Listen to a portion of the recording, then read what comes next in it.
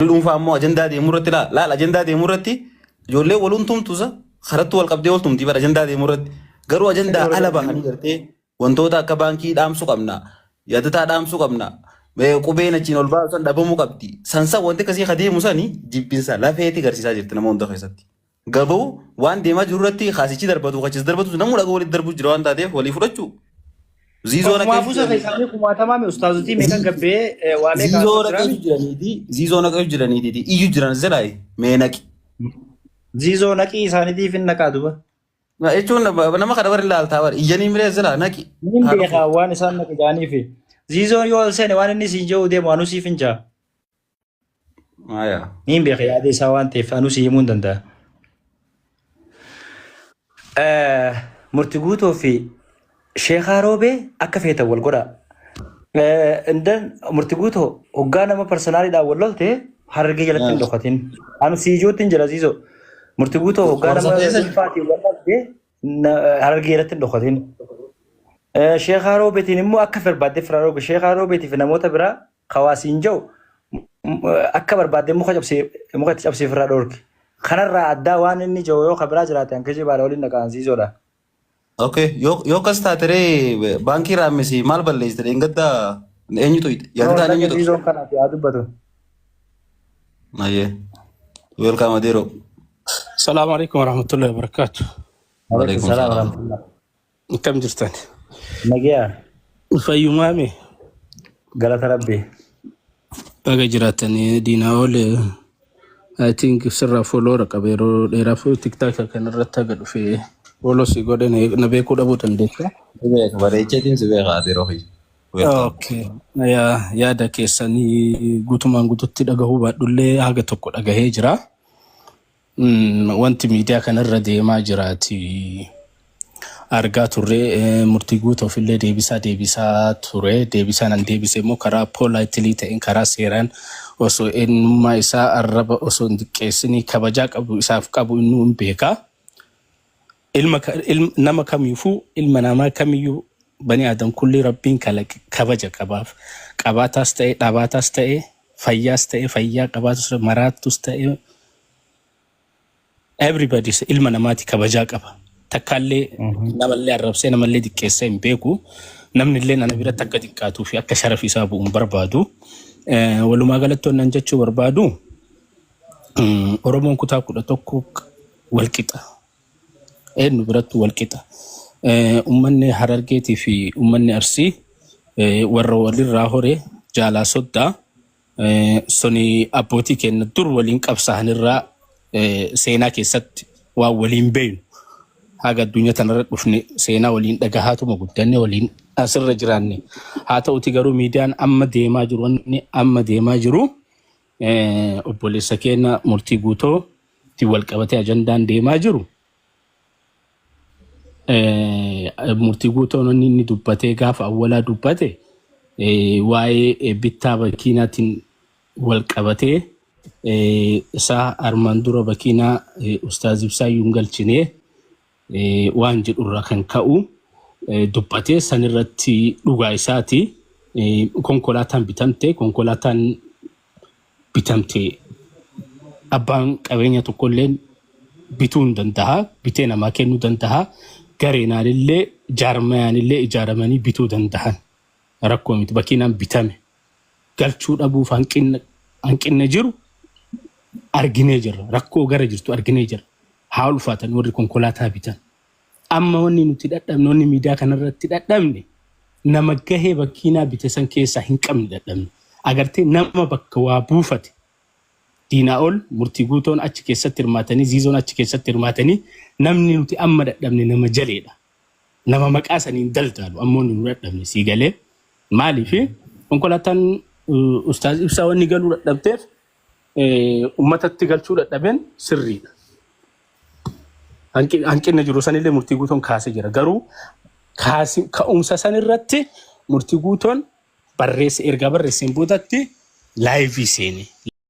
Laayivii amma waa'ee barreesse sanirratti ijoolleen tokko itti dubbattee miira keessa isa galchite. Miira isa galchite kan keessatti deebise. Laayivii seene keessatti bakiinaa bituu nuti san harreeyyuu namaan bittanii ilaa isan jecha jedhu agarte isan yoo jedhan jeneraalii jaarmaya tokko yookaan gamtaa deebisuuf malee ani ganda maqaa yaamne. Listen gamtaa sanillee maqaa dhooftee deebisuu hin dandeetta rakkoo hin qabu. Siigalee jaarmaya. Afita eegasi tiftaa murtii kiyya. Murtii guutuu eegasi yaada kiyya geesse. Har'a kaa'u fe'ayyee. Sirriidha wal sirreessaa deemuu sirriidha garuu yaada kiyyaa fixadhuuti. Jedhee yaada sanirratti dubbataa ture yaada akkasii ta'aa ture wanni inni jedhee nuti akkana nuti konkolaataa akkana binnee akkana nuti ummati Harargee akkana waan goonu akkana jechuun nuti ummata Harargeetiif ummata Arsiitiif ummata kutaa kamiituu kabajaa qaba namni hunduu namni ummata isaa hin kabajne innu kabajaa hin qabu an akka sareetiin lakka akka ziisoo akka dhuunfaa kiyyaatitti siigalee kabaja kutaa kamiituu anni hiriyoonni kiyya irra guddaan murtii mataan isaatu hiriyaa kiyya saahiba kiyya waliin nyaadhe guyyaa tokkollee taatu waliin nyaadhe waliin dhugee jira siigalee yeroo hedduullee hin haasofna walii barreessina waliillee bilbila naa bilbilaa anis hin bilbilaaf siigaleemi garuu ani yaadaan bahee achirratti feesbuuka kiyya irratti yaadi an kenne murtii jedheen namni waasiin jedhe yoo jiraate Sheekaa Roobeeti direct namni waraqata baasee akkan siin jedheeti deebisiif malee waa'ee ummata Harargee nutuu hin beeynaati.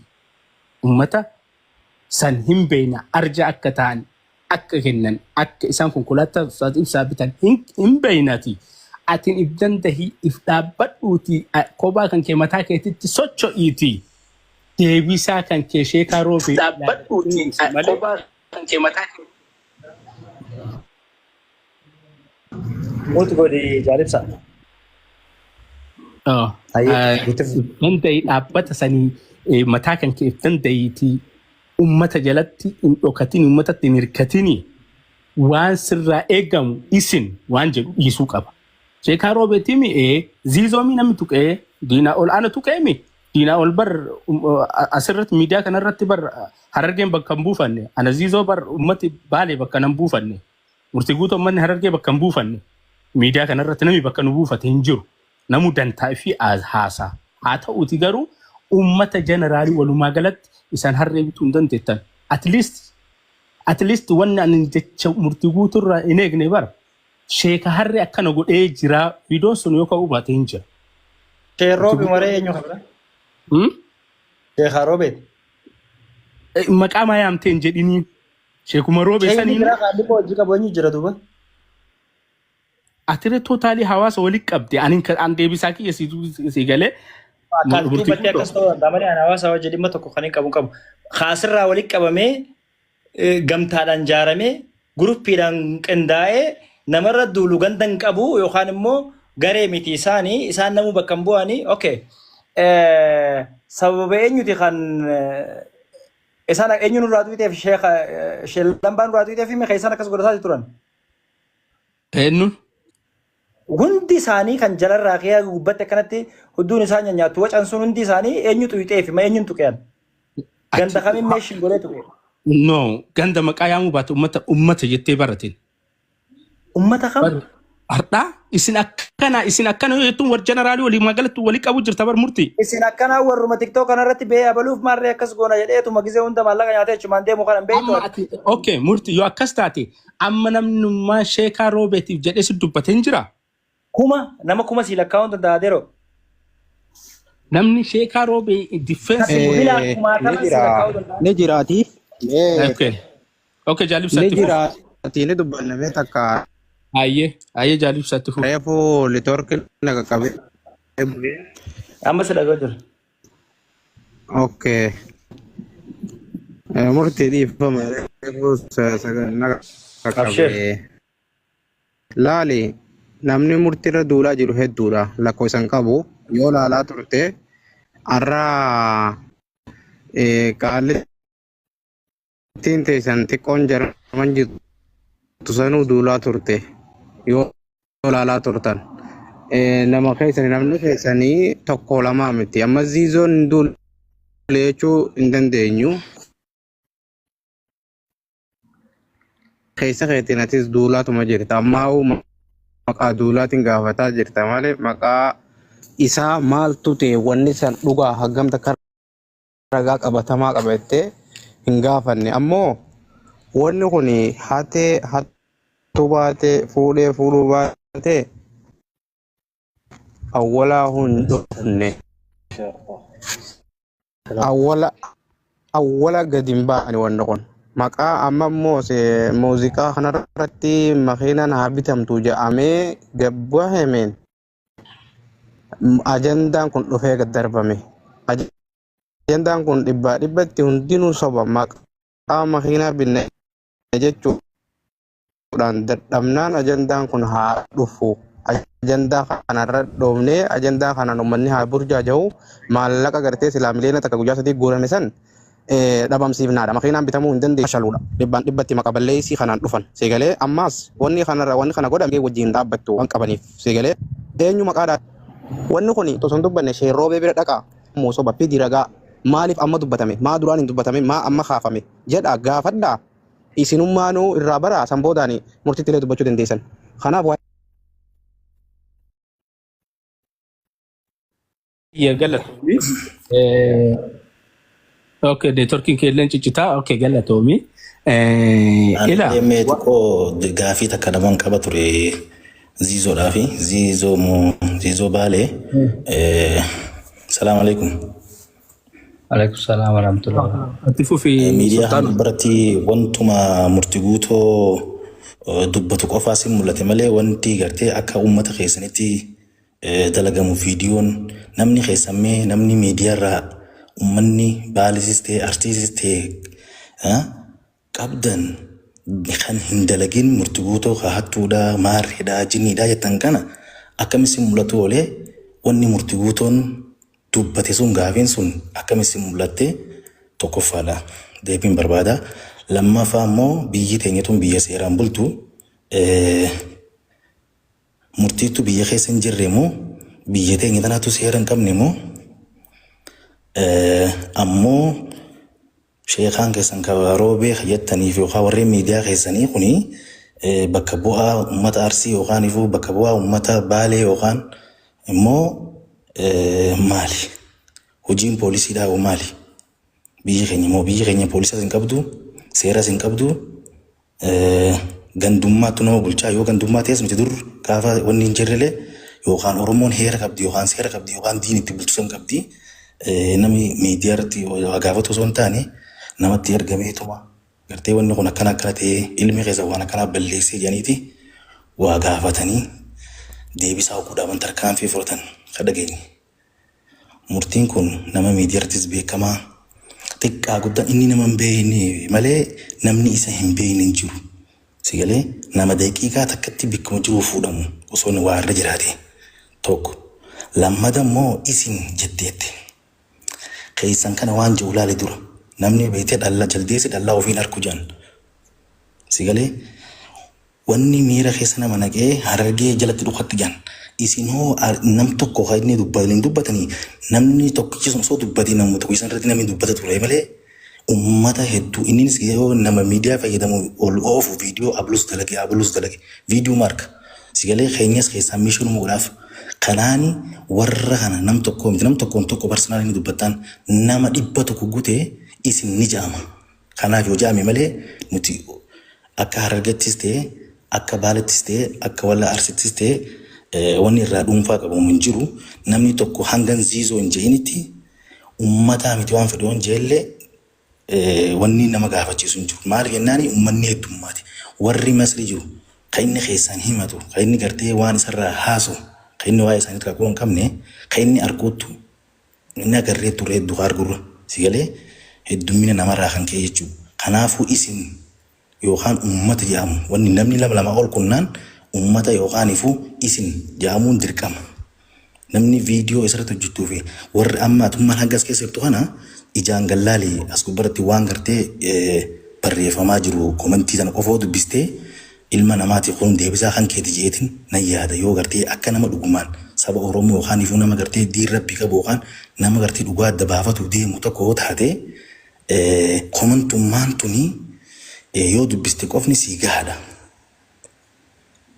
Sigalee Gaha kun deebisaa kiyyattee ni yaadda hanguma gartee as teessa kanatti yoo gartee laaltee komantiin tun naa gaha jettee akka uummanni kun gartee Harargee fi Arsitti qoodee waan kan oofu jiru atummaan komantuma tana qofa laaltee deebisaa biraa hin barbaaddu akka ilma namaa tokkotti yoo dhugumaan gartee yoo gartee gaa namni osoo gartee osoo dhaga'uu rafe kaasuun ni jabaatti yoo ta'e malee akka ilma namaa tokkotti komantuma tana qofa mana kana jala yooniin akkana laalee ummataat irra duulu jira moo nam tokko personally waan nam tokkooti jettee hubachuus ni dandeessaa dhugaa jirtu immoo biyyi teenya seeras yoo ta'e seeraa olii qabdi Itoophiyaa keessatti murtiin osoo bislaa gartee biyya namaa jiraatee bakka inni jiru hin beekamin osoo ta'e dhugaadha miidiyaan haa barbaadanii fi nama akkanaatti waan akkanaa fuudhe jaanii haa barbaadanii garuu immoo isaan inni nama hin beekne yoo ta'e malee namni isa hin beekne jiru namni bakka inni oolu nama miidiyaa kanarratti beekamaa kana addunyaa fi